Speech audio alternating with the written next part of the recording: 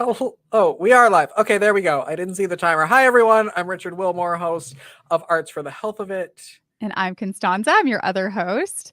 And we are so excited and honored to have Hiram Larew with us today. He is with Poetryxhunger, and they use the power of poetry to inspire action around the issue of global hunger. And he has poets from around the world that contribute to the work that they do, and he just has an amazing story and amazing impact of the work of poetry and hunger. And you might not normally put those two ideas together, right, Richard? I know. And I will say that I'll say it as if I'm a really good producer and then I planned this, but it's National Poetry Month, and this just happened to be when we scheduled this. So it's perfect timing. So we're going to talk all about that. What else are we going to talk about? What they use poetry for, how you can get involved. We're going to hear some poetry. It's going to be a really fun time with Hiram. So, and they have a really, did you see their logo? I'm gonna put it up so here. Cool. Yeah. If you're watching on YouTube or Facebook or Twitter or wherever you watch this, make sure you're subscribing and liking, but also if you're listening, go watch it too. Cause I'm about to show their logo. Cause I think it's so beautiful. It's so beautiful. And tells so much. Like there's such a story there. Ugh. Amazing. Yeah. Amazing. All right. I'm going to tell you, you were going to say something. Oh yeah, you were going to. Sure. Yes, you do have something. Go. Yeah, just one little announcement. I'm a keynote speaker at a conference next week about this topic of arts and health, and registration is still open. It's an online conference. So if you're interested, it's through Samuel Merritt University in California, and it's called the Hearts Conference, Health, Education, and the Arts. We'll post the link in the show notes in the comments if you're interested in registering. There's going to be amazing presentations. I'm really humbled to be a keynote speaker among all of the amazing presenters that day. I'm excited to attend. And so you guys should come too. Is that the link you sent me yesterday? Yeah. Yes. Okay, good. Yes. Do you have it up? Can you put it in the comments now for people on Facebook and YouTube? We'll go in the comments now. Yep. And then we'll put them in the show notes as well if you're not cool enough to watch us live on Facebook and YouTube. There you go. So there you go. They're now. Let's make sure it's all you. Okay, good. Great. All right. So Dr. Larew helped to guide international food security programs for the U.S. government. And so he has a strong interest in hunger issues. He is also an active poet, and he founded Poetryxhunger as a way to enlist many, many poets to write, speak back to hunger through their poetry. And I just want to get him out here because I want to start with a poem. I want to end with a poem. He should just read the book and then we could go away. But let's start the show, shall we? Mm-hmm. Which one is it? It's this one. Okay. Welcome to Arts for the Health of It, a podcast where you will discover creative ways to improve your health and well-being. Someone may have told you that art isn't for you, but they were wrong. Anyone can create arts for the health of it. No talent or experience necessary. I'm just a little songbird, try to fly my way homeward with the melody, and I make the beat. Don't know where it'll take me, cause when I'm in the dark of night, I sing my way back to the light. Come along with me and your heart will see that a song changes everything. Oh, oh, oh. I'm going to miss that in season 2. I know. Hi, Hiram. Hello. How are you? Just fine. And I am so honored, Constanza and Rich, to be here on the Arts for the Health of It program. It's a real pleasure. Well, we're glad excited. To have you. Yeah, we're super excited to have you. We were talking before we went live that you said the poems that are in the book and that you receive are life-changing. And I thought that's super powerful. And I don't want to wait for my life to be changed. So I would like to have some life-changing poetry. Sure. So maybe start this off. Absolutely. Let's start with a poem. It's a fairly short one by Ms. Abha Das Sarma from Bangalore, India. She's an engineer and management consultant by profession, and she writes to make her life happy and fulfilled. She wrote this poem and sent it to us at Poetryxhunger, and we grabbed it and posted it on our website back in 2020. It's titled The Wait, and I apologize to her. I don't do this poem justice. You need to hear it in her voice, and you can. If you go to the Poetryxhunger website, look at the bottom of the poem. There is an audio recording of her reading the poem, but I'll try to do my best. The Wait. As I write, someone somewhere waits. I imagine what it is to say hungry and stay that way. And if she could be my friend at lunch, a table well laid, when asked, "Are you a vegetarian?" I remark, "Hunger has no caste. It eats itself and lasts longer than you and I ever thought." The Wait by Ms. Abha Das Sarma. So that's just one indication of the kind of poems that we've been able to rouse poets to write, that allow us to use poetry as a tool to speak back to hunger. Can we start by talking about the problem you're trying to solve first? Talk about hunger and talk about why poetry. Sure. Hunger, we've been doing a pretty good job worldwide and in the US addressing hunger. And then because of conflict and of course COVID, we've slipped in very recent years. And so hunger is back on the rise. The incidence of hunger worldwide and in the US is back on the rise. And as I looked, my background is I worked with the US Department of Agriculture and with USAID on anti-hunger programs, or what we called food security or food insecurity programs. I also wrote poetry throughout all of my career. But when I retired, I had a little bit more time to try to bring those two worlds together. And when I looked to find what poems were being written that spoke back to hunger, I couldn't find too many. There were some, but not many. And knowing that poetry has been quite useful in speaking back and speaking up about other social causes like immigration, social inequity, poverty, racial injustice, I thought, well, we ought to bring poets into the cause. We ought to bring poetry to the toolkit that allows all of us to speak back to hunger using this amazing tool. And I know I'm biased, but I think poetry is a powerful way to speak back to hunger. And so that's how I kind of got started on this journey. What was when you come into someone, you go, I think we're going to use poetry to speak about this and to raise awareness. What's the reaction to that? Well, it's a wonderful question because it's probably the most interesting aspect of all this work that I've encountered. First off, I completely understand that poetry will never solve hunger. I understand that. But can it help?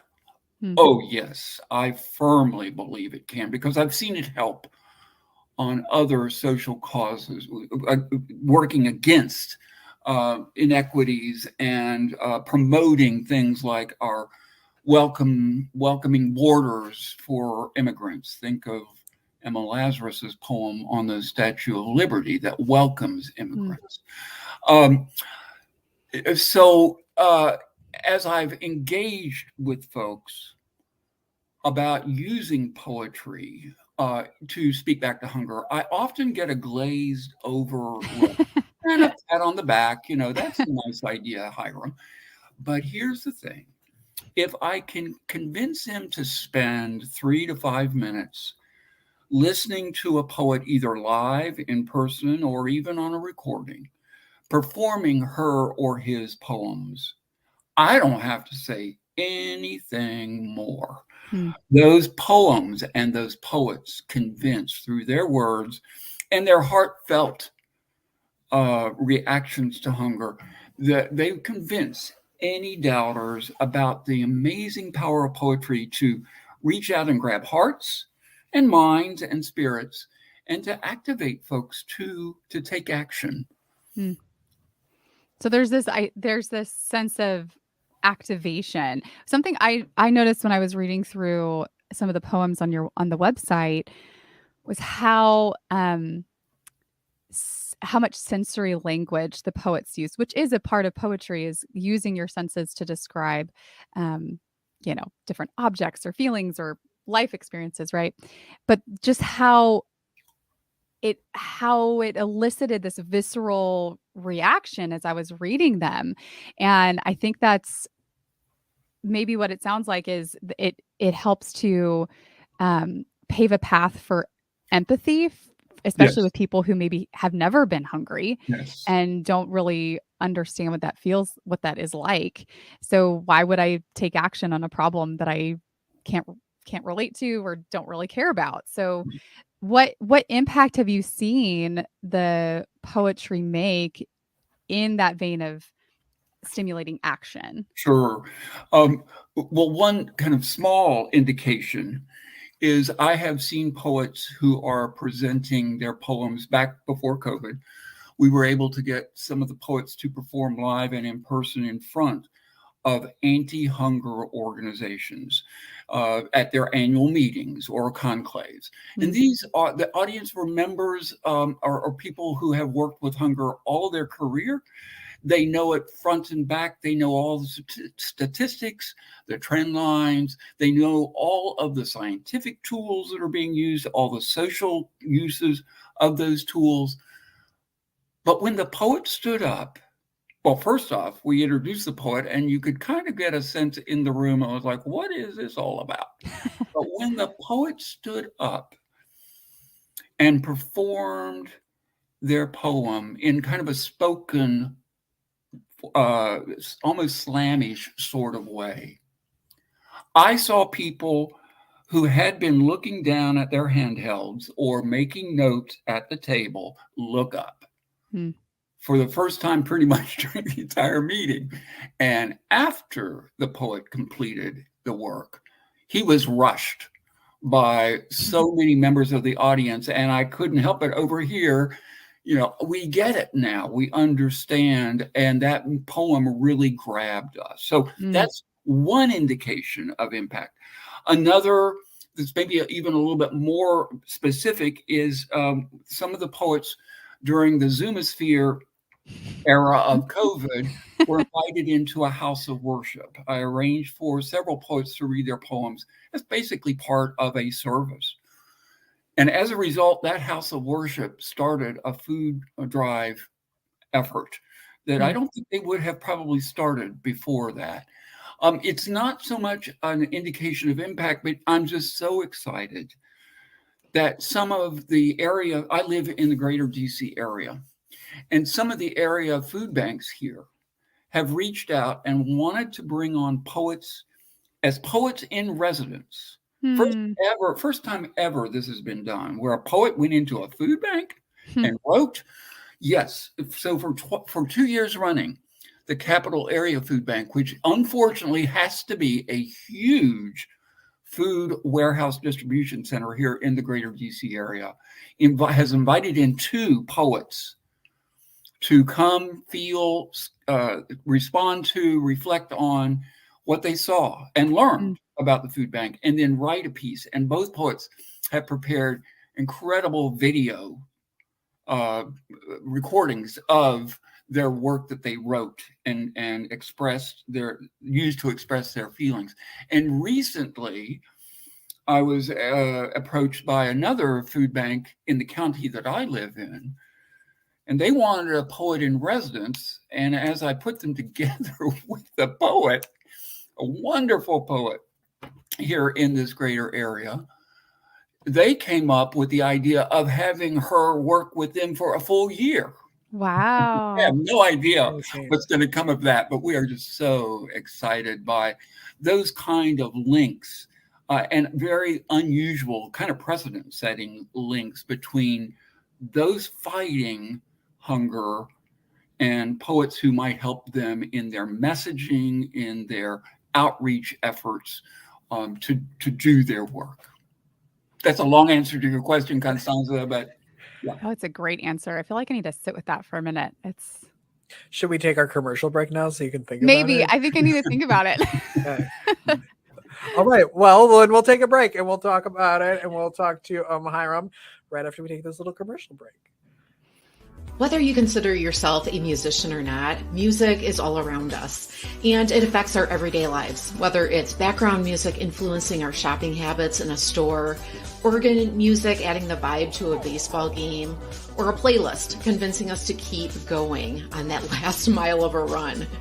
I'm Mindy Peterson, host of the podcast Enhance Life with Music, where we take a holistic look at the power of music in our everyday lives through the lens of science and health, sports and entertainment, business, and education.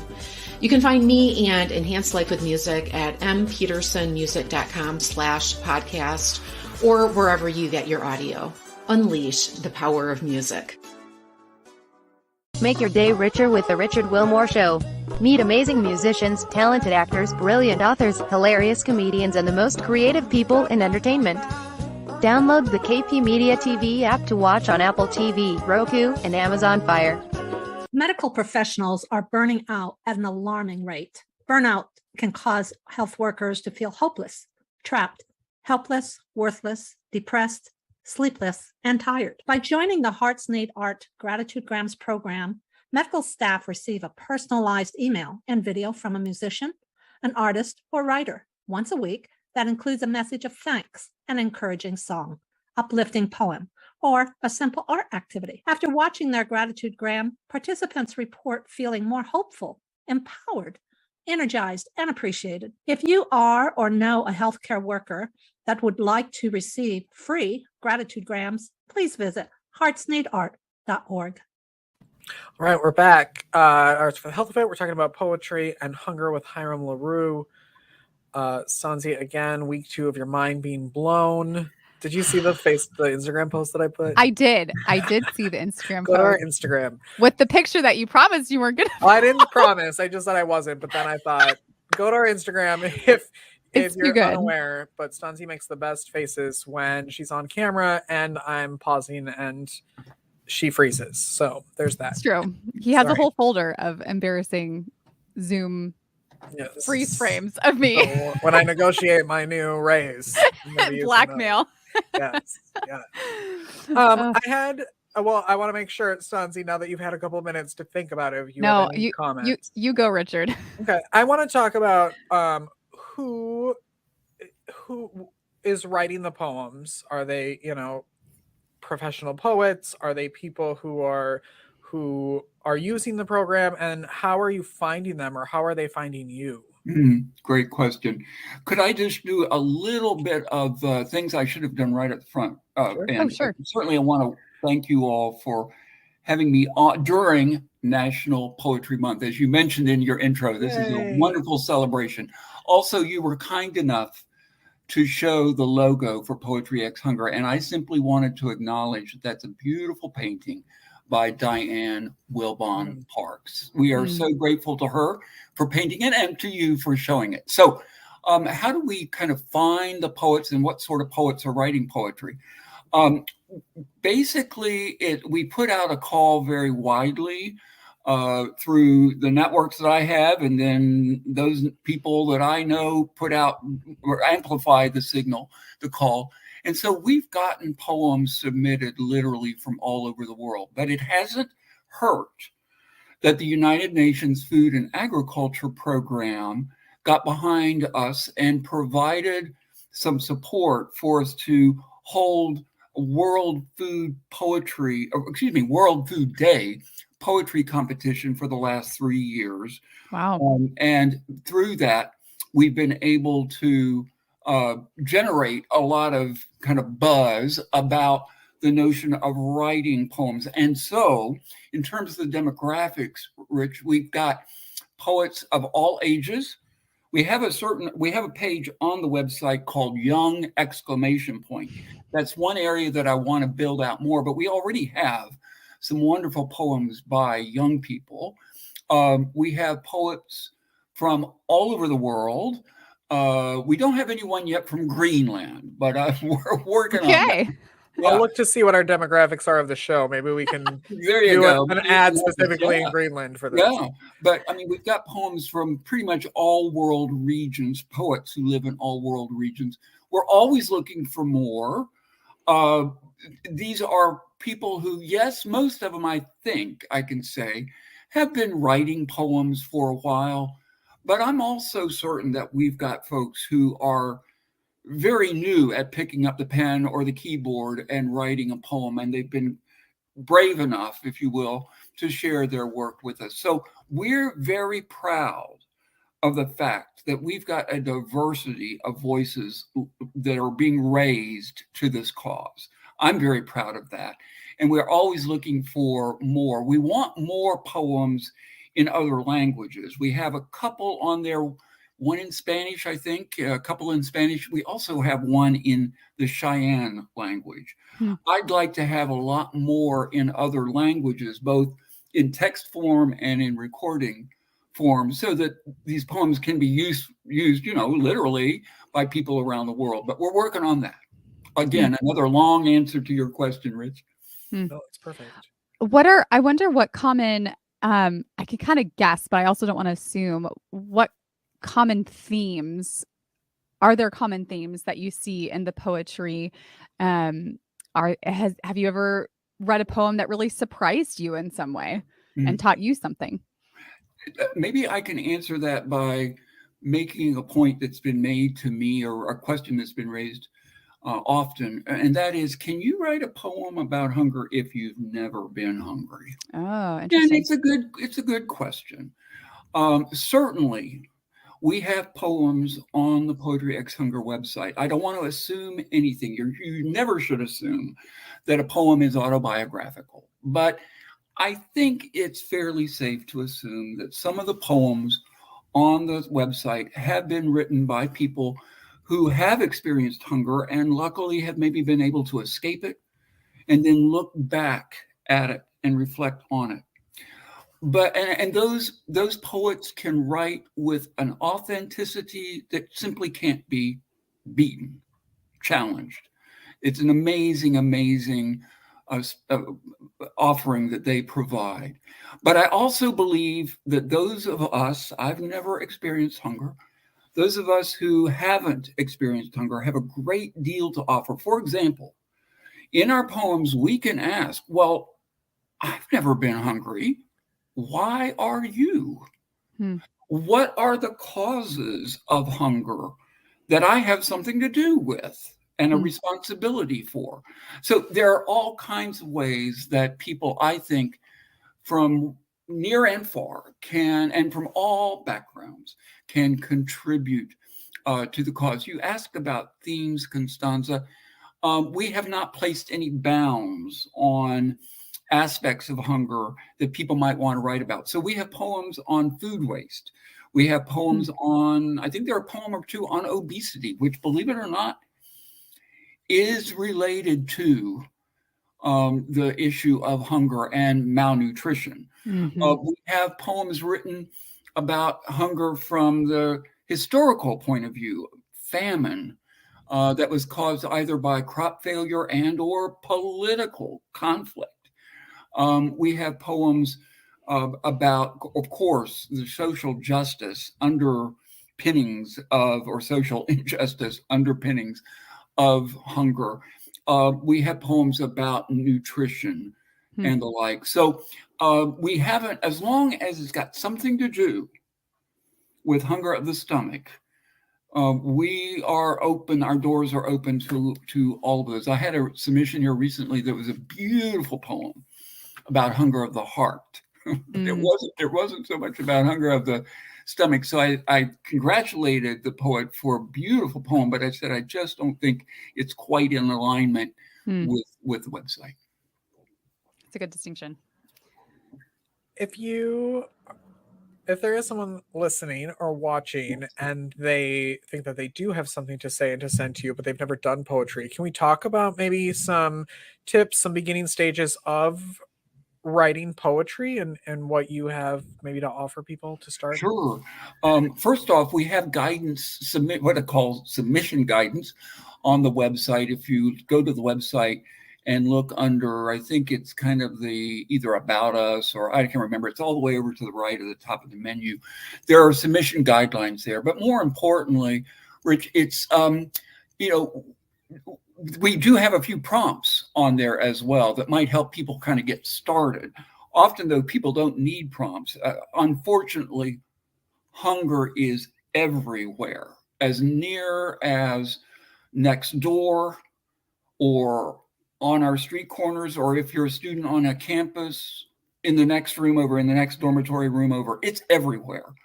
So simply kind of taking quiet time, that it would be probably one requirement, is having some quiet time to reflect on issues of hunger.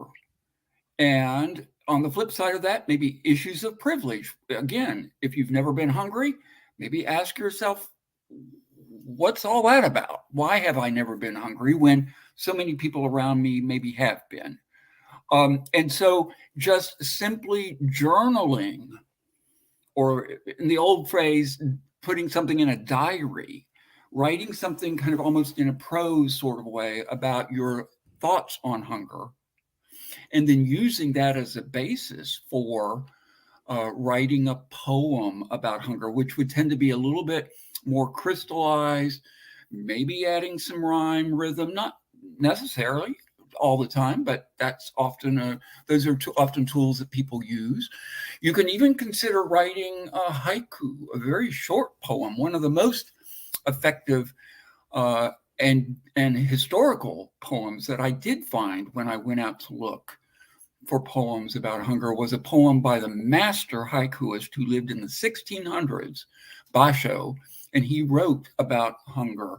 Interestingly, he never used the word hunger in the haiku, but it's a powerful piece about experiencing hunger. So again, a fairly long-winded answer to your question, but the point is quiet time, reflective time, and thinking about either having experienced hunger or what it must be like to experience hunger would be a place to start. When people are inevitably inspired by the poetry that you collect, when they are affected and want to take action, is there something specific you recommend that they do? Sure. On the website, we have kind of a coaching spot that says basically, if you want to do something beyond writing poetry, here are some organizations that you might consider supporting, or even maybe more appropriately, Google your town, your village, your city with the word hunger attached to it, and undoubtedly you'll get, and unfortunately you'll get some organizations pop up that you might support then locally. So we do try to direct the support that people might want to offer in terms of financial donations to the organizations that are fighting hunger. Yeah. You've created such a rich resource in your website. Like it's really wonderful. So I recommend anyone that's listening to go to poetryxhunger.com and check out all the stuff that they have. One of the things that we've got there that is a little bit unusual, we've interviewed some movers and shakers, both in the poetry world and in the anti-hunger world, about, well, what do you think about using poetry to fight and speak back to hunger, and their remarks and their thoughts and insights. Really, really cool. We also have a section that looks back at hunger. Hunger has been with us ever since there have been people walking the earth. And some of the historical accounts maybe aren't poetry per se. About hunger, for example, in the colony of Jamestown, or the hunger experienced during An Gata Mór, the Great Hunger in Ireland in the 1840s. Some of those accounts are pretty darn moving. And so and almost poetic in their writing. And so we've posted those again so that people understand that hunger, yes, it is unfortunately all around us and current, but it also has a historical context. And people have been writing about it, if not poems, very moving accounts about it. So we post those as well, with the idea that some of those might prompt a poem. Some of those historical accounts might prompt a poem about hunger. Very cool. I'm going to take notes on your website and steal it. Make ours look like that. So there's that. What is the best way that people can connect with you and with Poetryxhunger? Sure. Well, the Poetryxhunger website, as Constanza mentioned here a moment ago, is just www.poetryx, the letter X, hunger, all one phrase, poetryxhunger.com. And then if you'd like to be in touch with me, you can email me at poetryxhunger, again, one phrase, at gmail.com, or my personal email is hlarew, HLAREW, at gmail.com. And I'd love to hear from any of your listeners with any, of course, submissions, but also any kind of ideas. What's so cool about what you folks are doing is you're bringing all the arts to health. And one thing that I'm real interested in is seeing if there might be some areas where visual artists or dancers or musicians or storytellers might work with some poets to evoke, or what's the right word? Well, basically to speak back using the arts to hunger. Yeah, that's great. So if that strikes a chord with you, like, go and reach out to Hiram. And obviously your logo is a good example of how that would work really well. Exactly. Yeah. Exactly. I don't think there's an answer. I don't think it's a yes or a no or wondering. It's a definite yes. Figuring it out. I can't thank you enough for jumping on with us and talking with us today. Well, it's been a real pleasure. And I just really appreciate the platform for me to hold forth for a little while. As you can tell, it's something I'm fairly passionate about, and so any opportunity to discuss it, I try to grab, and your platform is especially relevant and potent. So I really appreciate the chance. Well, we thank you for being here. I was going to say, someone's passionate when they're giving out their personal email so you can connect them. And it's not just do info@poetryxhunger.com and someone will get to you. Here's his phone number. We'll flash that. Right. Yes. Well, make sure you're liking and subscribing wherever you're watching or listening. Thank you, Hiram. Go check them out at poetryxhunger.com. And then look for our website redo in about a month when it looks exactly the same. All right, everyone. Thank you for listening and watching. We will see you next time. Goodbye. Bye. Thank you. Bye-bye. Thank you for listening to Arts for the Health of It, a podcast produced by Hearts Need Art, creative support for patients and caregivers, in partnership with the National Organization for Arts and Health. You can help others learn about the healing power of the arts by subscribing, sharing, and reviewing the podcast wherever you listen or watch. The podcast is hosted by Richard Wilmore, co-hosted by Constanza Rader. Our theme song, Songbird, is written and performed by Natalie Lane. Visit heartsneedart.org to learn how you can support our mission to create joy with people facing life-altering health challenges. Join us next week to learn more ways you can create arts for the health of it. The views expressed on this podcast do not necessarily reflect the views of Hearts Need Art, their staff, board members, or other affiliates. All content is created for informational purposes only. This podcast is not intended to be a substitute for professional medical advice or to diagnose and treat any health condition. Always seek the advice of your physician or other qualified health professional with any questions you may have regarding a medical condition. Never disregard professional medical advice or delay in seeking it because of something you heard on this podcast.